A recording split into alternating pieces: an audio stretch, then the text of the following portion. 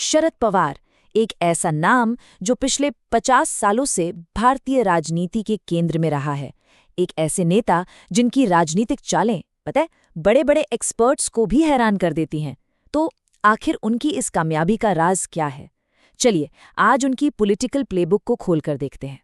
Winston Churchill का एक बहुत मशहूर कोट है कि एक पहेली जो एक रहस्य में लिपटी हो, और वो भी एक बड़ी पहेली के अंदर, मतलब पहेली के अंदर पहेली। और ये बात शरद पवार की पॉलिटिक्स पर एकदम फिट बैठती है। उनके दांवपेच इतने उलझे हुए होते हैं कि उन्हें समझना वाकई किसी पहेली को सुलझाने जैसा ही है। तो सवाल यही उठता है कि आखिर कोई एक शख्स 50 साल से भी ज्यादा पावर के सेंटर में कैसे बना रह सकता है, वो भी तब जब उसने अपनी ही पार्टियों को टूटते देखा हो, दुश्मनों से हाथ मिलाया हो और अपनों से मिले धोखे को भी झेला हो। तो चलिए आज इसी पहेली की एक एक परत को खोलते हैं। हर कहानी की एक शुरुआत होती है ना? पवार की कहानी शुरू होती है उनके शुरुआती राजनीतिक दिनों से। ये वो दौर था जब उनकी महत्वाकांक्षा की नींव रखी जा रही थी। तो पेश है act 1, the making of a strategist. Pawar का पॉलिटिकल करियर मतलब किसी तूफान की तरह था। जरा सोचिए, सिर्फ 18 साल की उम्र में यूथ कांग्रेस ज्वाइन की, 27 साल की उम्र में पहली बार विधायक बने और 38 साल की उम्र तक तो वो महाराष्ट्र के सबसे नौजवान मुख्यमंत्री बन चुके थे। ये सिर्फ एक तेज तरक्की नहीं थी, ये उनकी कमाल की राजनीतिक समझ का पहला बड़ा सबूत था। अब इस सफर में वो अकेले नहीं थे।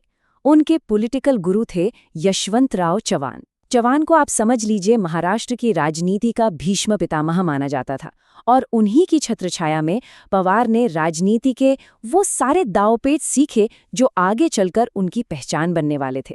37, सिर्फ 37 साल।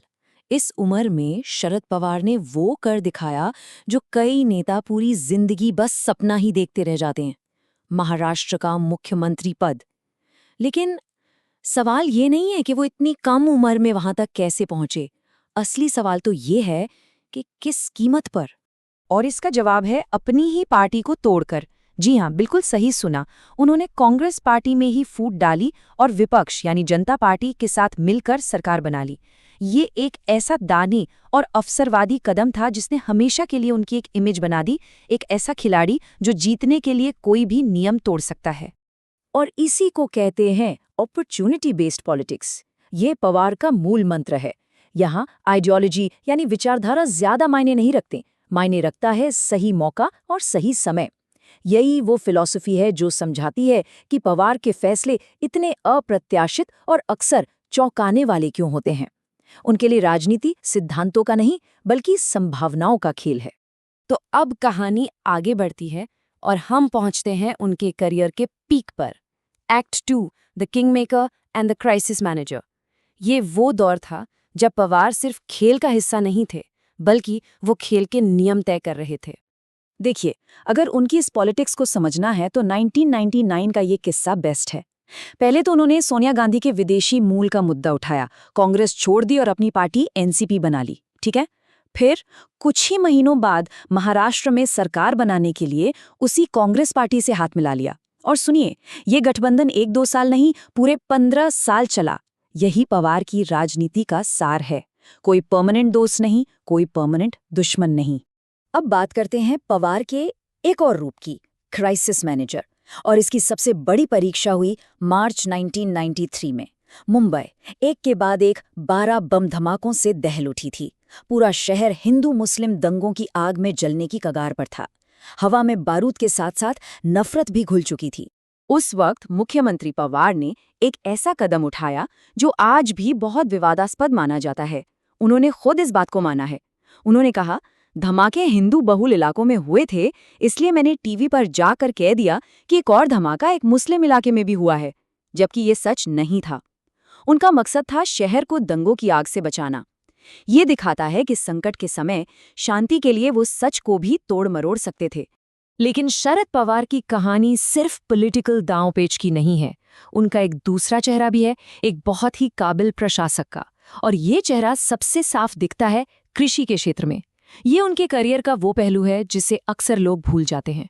देखिए, जब वो केंद्रीय कृषि मंत्री थे तो उनका काम वाकई जमीन पर दिखाई दिया। उन्होंने नेशनल हॉर्टिकल्चर मिशन शुरू किया, महाराष्ट्र को फलों और अंगूर की खेती का गढ़ बना दिया और सहकारी चीनी मिलों को एक नई जान दी।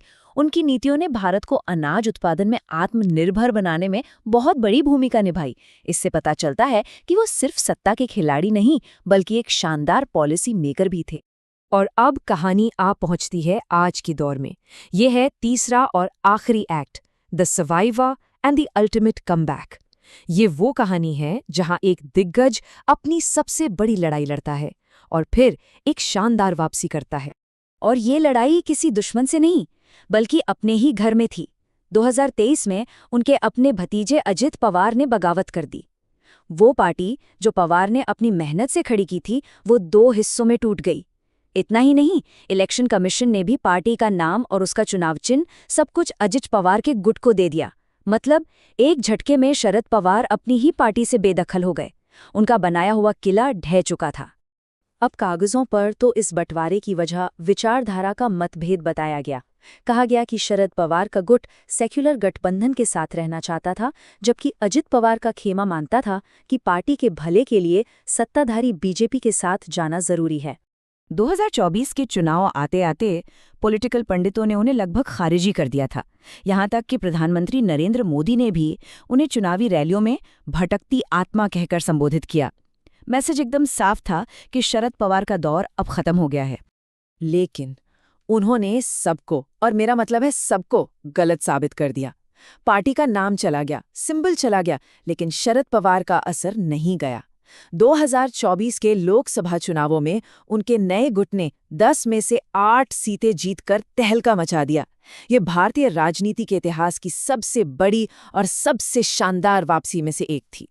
तो सवाल है, ये हुआ कैसे? पवार ने अपनी वही पुरानी प्लेबुक फिर से खोली। सबसे पहले उन्होंने पार्टी टूटने से जो सहानुभूति की लहर पैदा हुई, उसे अपनी ताकत बनाया। फिर उन्होंने अपना पूरा ध्यान किसानों और ग्रामीण अर्थव्यवस्था जैसे जमीनी मुद्दों पर लगाया, जो हमेशा से उनकी असली ताकत रहे हैं। उन्होंने युवा नेताओं की एक नई टीम को आगे किया और खुद 83 साल की उम्र में चिलचिलाती धूप में 50 से ज्यादा रैलियां की। उन्होंने ये दिखा दिया कि असली लड़ाई सिंबल से नहीं, जमीन पर लोगों के बीच लड़ी जाती है। तो इतने उतार चढ़ाव, इतने गठबंधन और इतनी वापसी के बाद इस मास्टर स्ट्रैटेजिस्ट की आखिर विरासत क्या है? क्या वो एक अवसरवादी नेता है, एक संकटमोचक, या फिर एक ऐसा योद्धा जिसे कभी भी कम नहीं आंकना चाहिए? शायद पवार की असली विरासत कोई एक जवाब नहीं है, बल्कि यही सवाल है। एक ऐसा सवाल जो भारतीय राजनीति में शायद हमेशा गूंजता रहेगा।